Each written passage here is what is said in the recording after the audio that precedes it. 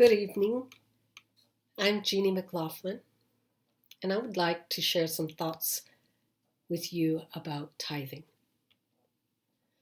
Several years ago, about 10 years ago, maybe 15, a minister had invited me to a class on prosperity.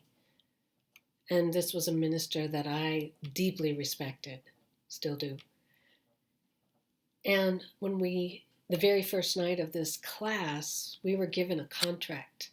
And the contract said, during the course, I will tithe 10% of my gross income to this church. And I had to sign it on the dotted line. And if I did not agree to do that, there was the door. And it wasn't done rudely, but it was an act of faith to make a commitment to tithe off of my gross income. Now, I had never done that before. Definitely was used to tithing off of my net income, but not off of my gross. And the very first check was probably almost twice what I used to write to the church. And it hurt. I felt it. It hurt my pocketbook.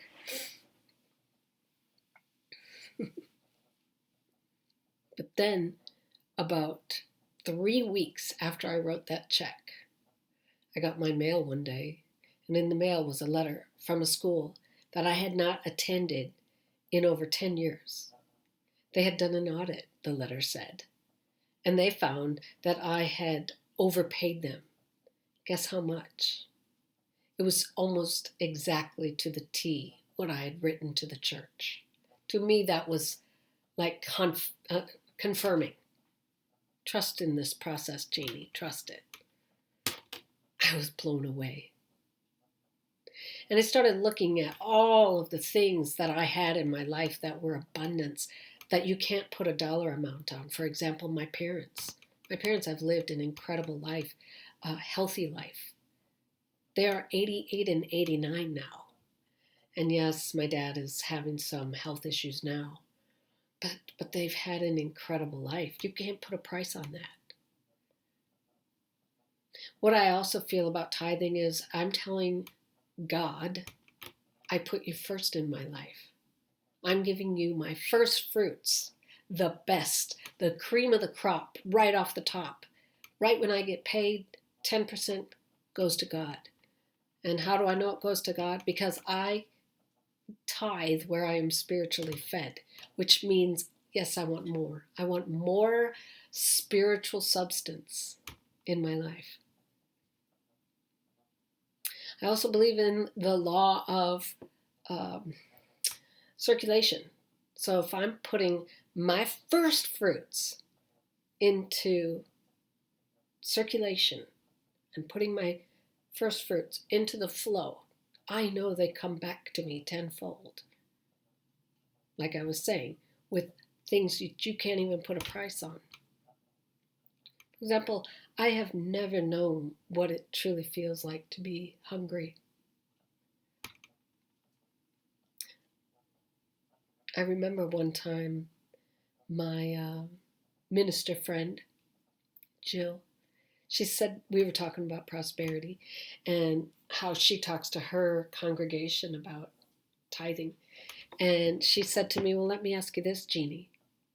Would you rather God bless you off of your gross income or off of your net income?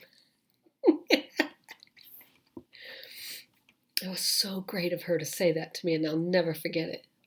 And from that moment on, I made a conscious decision to tithe off of my gross income. And I've never looked back. I don't miss that money. It's right off the top. In the Bible, in the Hebrew Bible, it does talk about how Moses brought his 10% of his first fruits, the best calf, to the temple for God. There are other places as well in the Bible, but they're not easy to find. At least not. Well, now you can do a lot of searches on it, but back in the day, I did a lot of searching through a Bible, to find it. But anyway, I highly encourage you to tithe off of your gross income. And I do not regret it for one moment. I'm in the flow, and I know you are too. Many blessings.